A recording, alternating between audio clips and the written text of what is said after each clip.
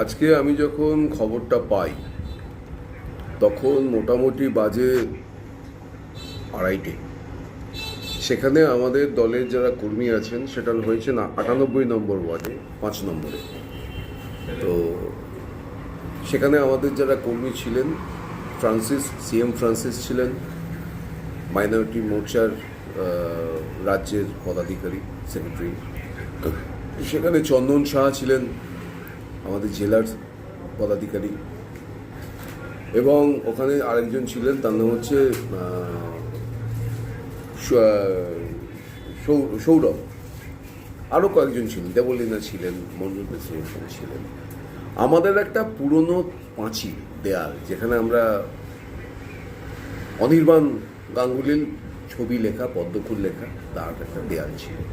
সেই দেয়ালটাকে অটোমেটিক্যালি মুছে রং করার জন্য বাঁচতে চাই বিজেপি, তাই এটা আমাদের রং করি, পদ্মফুল আঁকি, এটা করার জন্য ওখানে ওরা রং করছিল। এমত অবস্থায় তৃণমূলের যারা কার্যকর্তা আছেন, কর্মী আছেন, তারা এসে ওখানে অবজেকশন দেয় যে এই দেয়ালটা আমাদের। তখন বলছে, ভাই পেছনের দিকে দেখো, অনির্বাণ গাঙ্গুলি লেখা। দাদা, যখনই হোয়াইট ওয়াশ করা হয় পেছনেরটা ফুটে ওঠে। তাহলে দেখো, অনির্বাণ গাঙ্গুলি লেখা, এটা আমাদেরই দেয়াল। কিন্তু জবরদস্তি আমাদের দেয়াল বললে হবে না, মানে ওয়েস্ট বেঙ্গলের সবটাই ওনাদের।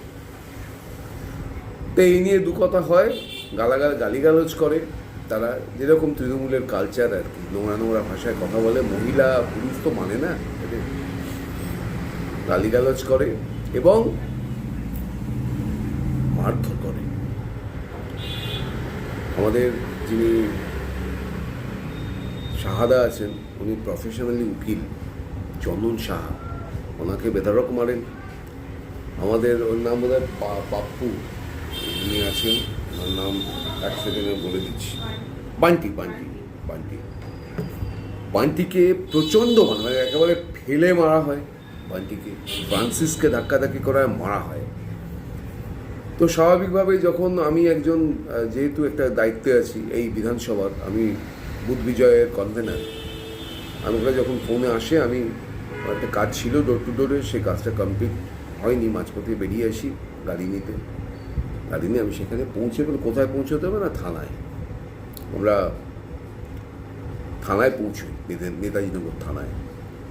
পৌঁছানোর পর ওরা সবাই আসে, বা কোথায় গেল না, ওদেরকে হসপিটালে নিয়ে যাওয়া হয়েছে। তো ওখান থেকে ডাইরেক্টলি হসপিটালে নিয়ে যায়, বাংলা হসপিটালে। সেখানে মেডিকেল করানো হয়, স্ক্যান, এক্স রে এগুলো করানো হয়। আসতে খানিকটা সময় লাগে, আমরা ওখানে ওয়েট করি। সমস্ত আস্তে আস্তে কার্যকর্তা যারা আছেন তারাও চলে আসেন ধীরে ধীরে। ওখানে তখন দেখি তৃণমূলের যারা মেরেছে তারাও আস্তে আস্তে ওখানে জমা হতে থাকে।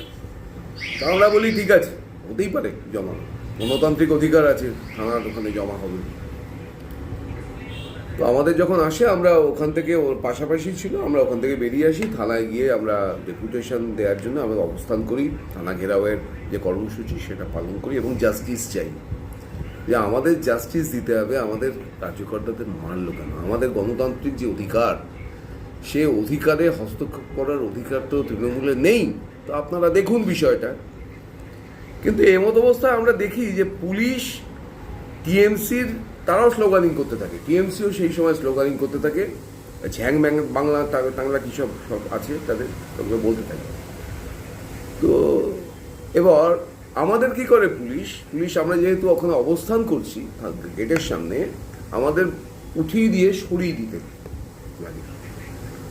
এবার ওখান থেকে টিএমসি নানা রকমের তাদের অ্যাটিটিউড, নানা রকমের কথাবার্তা, নানা রকমের সাইড টক, মানে পরিস্থিতিটাকে যেন, আমার মনে হয়েছে ওরা চাইছিল একটা ঘোরালো অবস্থা তৈরি হোক, এবং তার জন্য মদত দিয়েছে কিন্তু পুলিশ। আমরা বলেছি, আমরা এখানে ডেপুটেশন জমা দিতে এসেছি, থানা ঘেরাও করতে এসেছি, আমরা মার খেয়েছি, আমরা এখানে এসেছি, ওরা কেন এসেছে? ওরা তো আসার কথা না, আপনি সরিয়ে দিন আপনারা গিয়ে। পুলিশ কর্ণপাত করেনি। যাই হোক, আমরা যখন ওখানে থাকি তখন দেখলাম ওদিক থেকে চটি উঠে আসে, ছুঁড়ে দেয় ওদের ওখান থেকে আমাদের এখানে। দুদিকে ব্যারিকেড দিয়ে দেয়, এদিকে দড়ি, এদিকে ব্যারিকেড দেয়, ওখান থেকে চটি ছুটতে থাকে। আমি নিজে পুলিশকে বলেছি, এই যে চটি এখন ছুঁড়ছে, এরপর কিন্তু ইট ছুড়বে, সামলাতে পারবেন, ওদের কিন্তু সরান। পুলিশ আমাদের কথা কর্ণপাত করে না, সরায় না, অটোমেটিক্যালি জাস্ট আমি বলার 5 থেকে 7 মিনিট পর ওখান থেকে ইট ছুটতে থাকলো। এবং সেটা একজন পুলিশের, যে পুলিশের সঙ্গে আমরা কথা বলছিলাম, মাথায় লাগলো। প্রথম যখন মানে ইট ছোড়া শুরু হলো, ওনার মাথাতেই লাগলো। আমি তখন ওনাকে প্রশ্ন করলাম, কি আমার কথায় মিলল? আমি কিন্তু আপনাকে বলেছিলাম। কথা নেই, চুপ করে শুনলো, কিন্তু কোনো অ্যাকশন দিল না।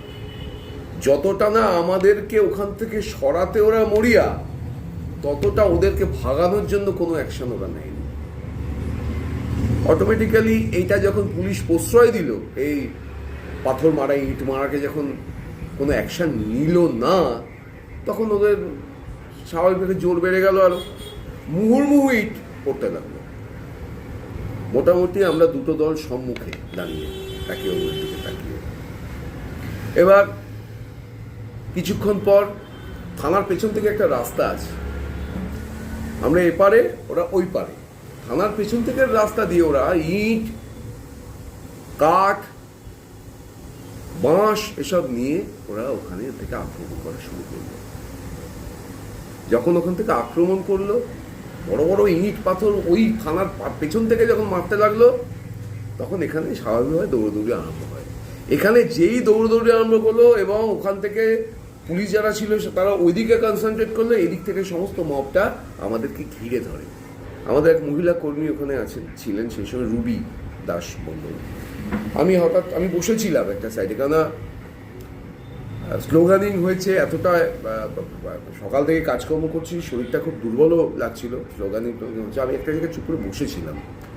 আমি হঠাৎ দেখলাম দুজন ছেলে এবং মহিলারা আগে, পেছন থেকে ছেলে রুবিদাস মণ্ডল মহাশয়কে মারছে, ঘুষি চালিয়েছে।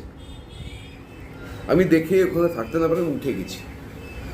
যখন উঠে গেলাম, বাধা দিতে গেলাম, তখন দেখলাম আমাকে ওই পুরো যে মবটা, ক্লাস্টারটা, সেটা আমার অভিমুখ হয়ে গেল এবং আমাকে বাঁশ, নাকল, আরও কী সব ছিল জানি না, দুমদাম কোমরে, হাতে, মাথায়, মুখে, আমার চশমাটাও ভেঙে দিল, জুতো হারিয়ে গেল, কোথায় চলে গেল, এক পায়ে জুতো, জামা ছিঁড়ে দিল, সেসবগুলো করলো।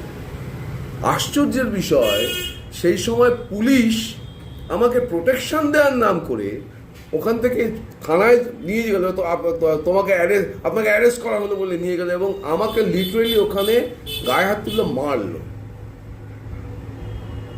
আমি চেয়েছিলাম ওই থানায় বসে, আমি বলেছিলাম এই পুলিশটার বিরুদ্ধে আমি অ্যাকশন নিতে চাই, নাম কি, কিন্তু নাম শতবার জানার পরেও, জিজ্ঞেস করার পরে ওই পুলিশের নাম আমি পেলাম না, আমাকে নামটা দেওয়া হলো। সবাই চুপ। পুলিশটার নাম কি, ওই পুলিশটা আমি দেখলে চিনতে পারবো, কিন্তু কোথাও মিলিয়ে গেল। মানে মেন উদ্দেশ্যটা ওটাই যে একে মেরেছি, এদেরও মারবো, আদার্স যারা আছে তাদের মারবো, ওদেরকে ছুট দেবো, ওদেরকে ব্যবস্থা করে দেবো, তোরা মার, মবটাকে তোরা মার, এরা সংখ্যায় কম আছে, তোরা শাসক দল বেশি আছিস। আমরা তার আগে ভেতরে থানায় ছিলেন যারা আমাদের, যারা আগে মার খেয়েছিলেন দয়াল লিখনের সময়, তারা ছিলেন। আমি ওখানে গেলাম, আমাদের অনেকেই, আমার ওয়াইফ পলি আচারিয়া, উনি মার খেয়েছেন, ওখানে রাজু ঢালি আছে, রাজু ঢালি মার খেয়েছেন, আরও অন্যান্য অনেক কার্যকর্তা মার খেলেন। কিন্তু এত কিছুর মধ্যেও একটা জিনিস খুব ভালো লাগলো, সাধারণ ওখানকার যারা মানুষ, অধিবাসী, যারা রেসিডেন্ট ওখানকার, যাদের কাছে একটু জল দেবেন বলে জল চেয়েছি, তারা বিষয়টাকে নিয়ে ছিছি করছেন এবং বলছে এই গভর্নমেন্ট কবে যাবে। আমাদের এলাকায় এরকম ছিল না। সত্যি কথা, আজকে মার খেয়েছি, গা হাত পা ব্যথা, অসুস্থ শরীর, বোধহয় জ্বরও আসবে গরমে, এই ব্যথায়, তাতেও একটা কোথাও সুখ যে সাধারণ মানুষ আমাদের সঙ্গে আছে।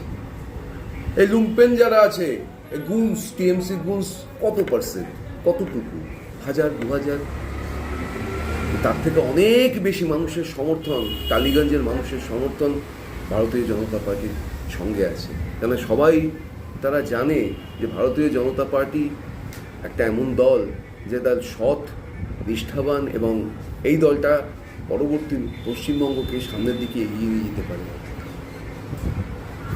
আমাদের ভালো লেগেছে, হ্যাঁ, কষ্ট বিরোধী দল, কষ্ট আমাদের করতে হবে। 280 জন মারা গেছে, আরও মারা যাবেন, আরও রক্ত দিতে হবে, কিন্তু বাংলার জন্য, পশ্চিমবঙ্গ বাংলার জন্য এই রক্তটা দেওয়া আমরা যারা ভারতীয় জনতা পার্টির কার্যকর্তা তাদের কাছে কোনো ব্যাপার না, আমরা দিতে প্রস্তুত।